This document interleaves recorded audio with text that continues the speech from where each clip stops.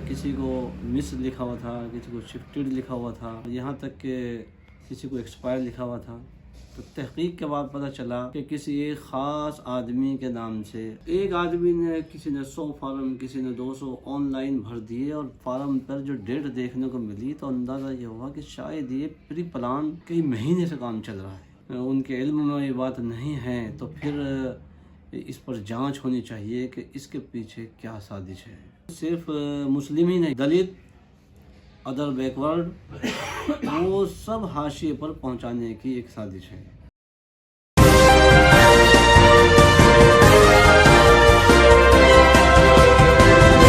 मुजफ्फरनगर, रहमत नगर में मैं लगातार बना हुआ हूं क्योंकि जो एक बड़ा स्कैम यूपी चुनाव से पहले सामने आया है वो सवालों के घेरे में है, जहां कई लोगों को मृत बता दिया गया, किसी को मिसिंग बता दिया गया और कई लोगों को शिफ्टेड बता दिया गया।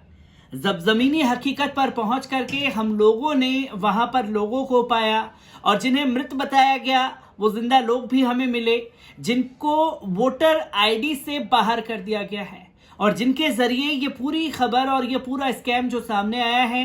कारी जाकिर हुसैन साहब मेरे साथ मौजूद हैं। कारी साहब, कब आपकी नज़र में ये सारी चीज़ें आई?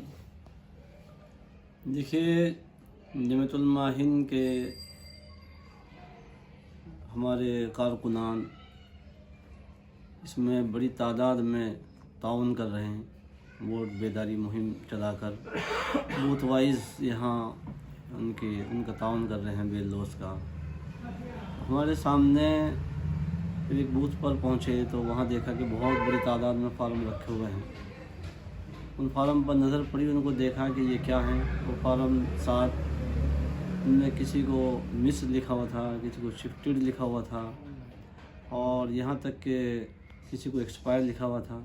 तो तहकीक के बाद पता चला कि किसी एक ख़ास आदमी के नाम से अलग अलग हर बूथ पर अलग अलग वो नॉन आदमी कौन है कौन नहीं है। उस एक आदमी ने, किसी ने 100 फार्म, किसी ने 200 ऑनलाइन भर दिए और फार्म पर जो डेट देखने को मिली तो अंदाज़ा ये हुआ कि शायद ये प्री प्लान कई महीने से काम चल रहा है। किसी फार्म में 11/6, किसी में 7वां महीना, यहाँ तक कि अभी नवंबर के भी ताज़ा फार्म भी हैं। कुछ एक उन लोगों के पास भी फिर हम गए कि जिनके नाम से फार्म ऑनलाइन भरे हुए हैं। उन्होंने कहा कि हमारी आईडी का मिसयूज़ हुआ है। तो फिर हमने सोचा कि ये एक जांच का विषय है, इसमें जांच होनी चाहिए। कहीं ऐसा तो नहीं है कि पूरे सूबा उत्तर प्रदेश के अंदर ये कोई बड़ा खेल चल रहा हो और एक ख़ास तबके के, ख़ास कम्युनिटी के बड़ी तादाद में वोट काटने का प्लान हो। ये ऐसा महसूस हुआ। इसी को लेकर हम यहाँ अपने ज़िला मजिस्ट्रेट से भी हमने मुलाकात की, उनको एक मेमोरेंडम भी हमने दिया इलेक्शन कमीशन ऑफ इंडिया के नाम कि इसमें ख़ास तौर से जांच का विषय है। उन लोगों से भी बातचीत की जाए जिनकी आईडी का इस्तेमाल किया गया है और अगर वो उनके इल्म में ये बात नहीं है तो फिर इस पर जांच होनी चाहिए कि इसके पीछे क्या साजिश है, कौन लोग इस काम को कर रहे हैं और उनका क्या प्लान है, क्या मिशन है। कोई आदमी वोट से महरूम नहीं रहना चाहिए, ये तो एक हक़ है उसका। और यहाँ के कानून ने, यहाँ के हमारे जो सेकुलर निज़ाम है, जो दस्तूर है मुल्क का, उसने उनको इसका हक़ दिया है। तो ये बहुत बड़ी यानी महरूमी होगी अगर कोई भी एक आदमी भी किसी की साजिश का शिकार हो गया। क्योंकि कारी साहब, आप लोगों ने भी जाकर के लोगों से मुलाकात की होगी, तकरीबन कितने नाम होंगे जो लोग सामने आए हैं, आप लोगों ने जिनसे बात की और पूरा स्कैम आप लोगों की नज़र में आया? देखिए, मैं समझता हूँ कि अभी जिन बूथों पर हम गए हैं तो वहाँ एक एक बूथ पर किसी पर 300 फार्म हैं, किसी पे 400 फार्म हैं, किसी पे 500 भी हैं, हो सकता है इससे ज़्यादा भी हों। तो ये यानी जिन बूथों पर गए वहाँ से जब ये बात सामने आई तो अगर ये हर बूथ पर ऐसा है तो ये तो सरकार का या तो इलेक्शन कमीशन का काम है कि वो बूथ वाइज, क्योंकि हम तो नहीं करा सकते सर्विस पर कि बूथ वाइज हम पूरे सूबे में कैसे कराएंगे, इतने रिसोर्सेज हैं, ये बड़ा एक मसला है। तो जहाँ तक हम जा सकते थे चंद जगहों पर जाकर हमने कुछ चीज़ों को इकट्ठा किया है, तो उसको बेस बनाकर हम ये चाहेंगे कि ये पूरे सूबे में इस पर जांच होनी चाहिए। पूरे सूबे में इसकी जांच होनी चाहिए। आगे किस तरीके से आप लोग एक्शन लेने वाले हैं इस चीज़ को लेकर के? देखिए, अभी तो ये है कि हम इन सारी चीज़ों को इकट्ठा करके अपने हाईकमान के पास भेज रहे हैं, तो आगे का प्लान क्या होगा, क्या फैसला लिया जाएगा, उस पर वो ही फैसला लेंगे। उस पर जमीयत उलमा इनके महासचिव ही फैसला लेंगे, जैसे कि लगातार देखने को मिला है। मैं ये भी जानना चाहता हूँ, क्योंकि यूपी चुनाव करीब है, एक बड़ा स्कैम तो ये सामने आया है, एक हाशिए पर यूपी चुनाव में मुसलमानों को धकेलने की कोशिश की जा रही है, उसे किस तरीके से देख रहे हैं आप? देखिए, ये तो बहरहाल एक आम बात हो गई, सबकी समझ में आ गया कि जो वोटर उनके नहीं हैं, और बल्कि आपको मैं बता दूं कि सिर्फ मुस्लिम ही नहीं, दलित, अदर बैकवर्ड, वो सब हाशिए पर पहुंचाने की एक साजिश है। तो सबको जागरूक होने की ज़रूरत है, सब जागरूक हों, मुस्लिम जागरूक हों, दलित भी जागरूक हों, अदर बैकवर्ड वो भी जागरूक हों। कहीं ऐसा ना हो कि एक ख़ास पार्टी ने ये समझ लिया कि जो हमारे वोटर हैं उनको बढ़ा दिया जाए, और जो जिनका उन्हें अंदाज़ा हो कि ये हमारे साथ नहीं रहेंगे उनको हटा दिया जाए। तो इसमें जागरूक होने की ज़रूरत सबको है। इसमें जागरूक होने की ज़रूरत सबको है। कारी साहब, आप कई सालों से यहाँ रह रहे होंगे, क्या इससे पहले भी ये मसला सामने आया आपके?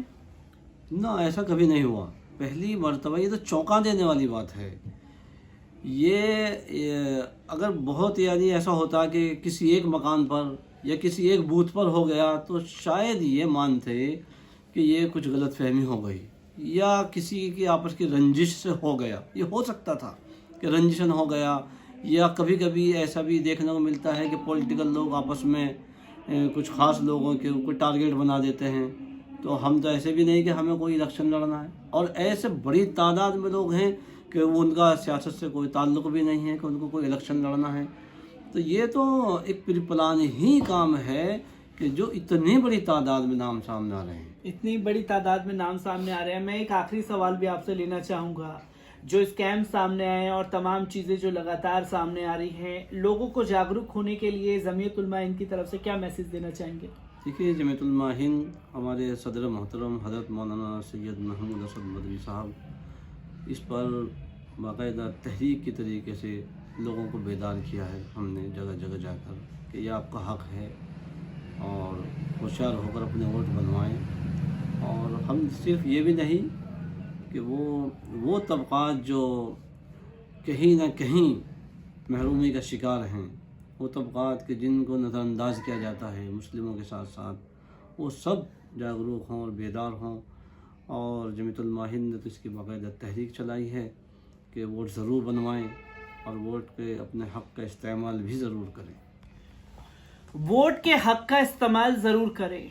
मुजफ्फरनगर, रहमत नगर से जो एक बड़ा स्कैम सामने आया है, वो कहीं ना कहीं सवालों के घेरे में है। जहां एक तरफ लोगों के पास पहले वोटर बने हुए थे, उन्होंने पहले वोट डाले भी हैं, और इस बार जो है उनका नाम वोटर लिस्ट से हटा दिया गया, ये कहते हुए कि वो लोग मिसिंग हो चुके हैं या शिफ्ट कर गए हैं या मृत पाए गए हैं। और जब जमीयत की तरफ से एक बड़ी मुहिम चलाई गई तो रहमत नगर से ही कई सारे नाम ऐसे सामने आए। पर सवाल ये बार बार बनता है कि अगर सिर्फ ये पूरे उत्तर प्रदेश में होता है तो ये संख्या लाखों की भी हो सकती है, जिनको वोटर लिस्ट से हटाने की एक बड़ी साजिश जो है वो की जा रही है। एक तमाम सवालों को लेकर के मैं आपके साथ यूं ही हाजिर होता रहूंगा।